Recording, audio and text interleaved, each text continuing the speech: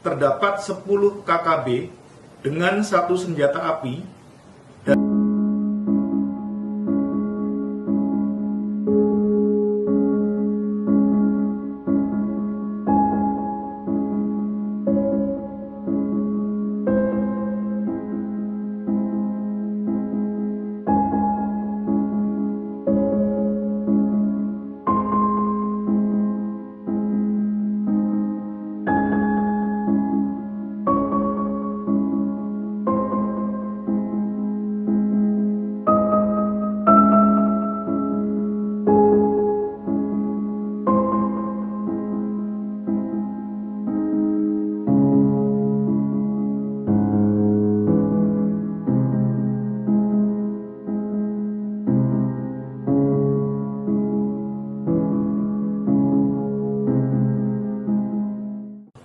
kami dari Satgas Operasi Damai Kartens bergabung dengan rekan-rekan dari Marinir Yon 7 yang saat ini berada di Yahukimo telah melakukan penegakan hukum terhadap kelompok KKB yang diduga pada minggu lalu, yaitu tanggal 17 Februari 2024, yang telah melakukan penembakan terhadap pesawat Wings Air yang akan mendarat di Yahukimo.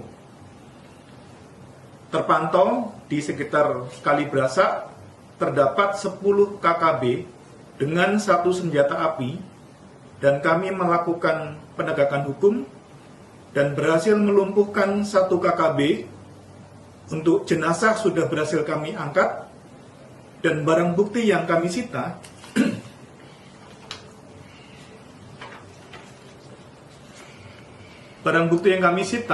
antara lain 2 buah magazen SS1, 74 butir peluru kaliber 5,56, 1 buah handphone merek Nokia, 1 buah tas Noken dengan motif bintang kejora, 1 buah solar cell, perlengkapan mandi, dan barang bukti lainnya.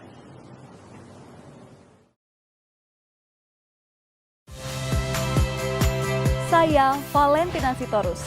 Saksikan program-program Kompas TV melalui siaran digital, pay TV, dan media streaming lainnya.